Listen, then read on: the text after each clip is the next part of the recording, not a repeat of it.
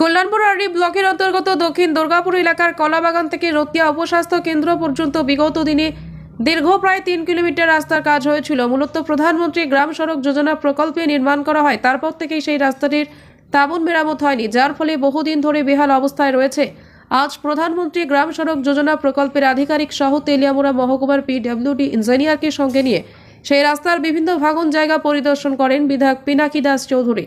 এদিন রাস্তার বিভিন্ন জায়গায় যে ভাঙনগুলি রয়েছে সেগুলি এক এক করে আধিকারিকদের দেখান বিধায়ক। পাশাপাশি এলাকার লোকজনও রাস্তাটি ভালোভাবে করার জন্য দাবি রাখে, যাতে বেশ কিছুদিন চলাচল করা যায়।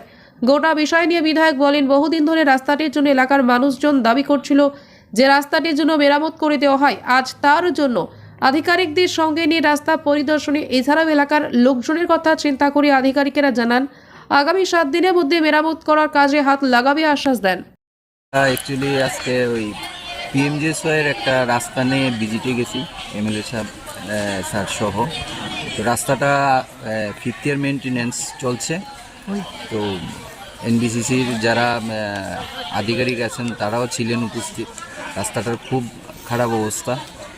খুব শীঘ্রই যদি হাতে না নেওয়া হয়, কাজের কোনো ব্যবস্থা না নেওয়া হয়, তাহলে পাবলিক যেভাবে সাফার করছে সেটা আরও দিন দিন বেড়ে যাবে। তাই কন্ট্রাক্টর সহ আমরা রাস্তা ভিজিট করেছি এবং সিদ্ধান্ত হয়েছে আগামী 7 দিনের মধ্যে এই রাস্তার কাজ শুরু করবে। আজকে বিশেষ করে আমার বিধানসভার কল্যাণপুর বিধানসভার দক্ষিণ দুর্গাপুর, সেটা বিশেষ করে কলাবাগান টু রতিয়া উপস্বাস্থ্য কেন্দ্র, এই রাস্তাটা দীর্ঘদিন ধরে এই সমস্যা। এনবিসিসি করেছে সেই রাস্তাটা এবং এজেন্সিও আগরতলা। যাই হোক, এটা একটা দীর্ঘদিন সমস্যা চলছিল এবং এলাকার মানুষ এটার উপর একটা বিরাট অংশের মানুষ নির্ভর।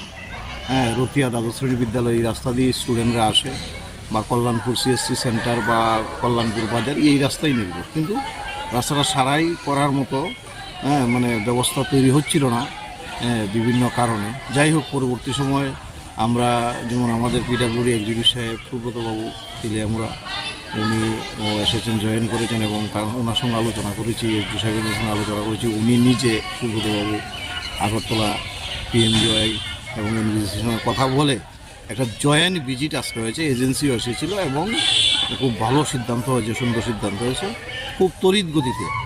যদিও ডেট তারা দিয়েছে 7 দিনের মধ্যে কাজ শুরু করে দেবে।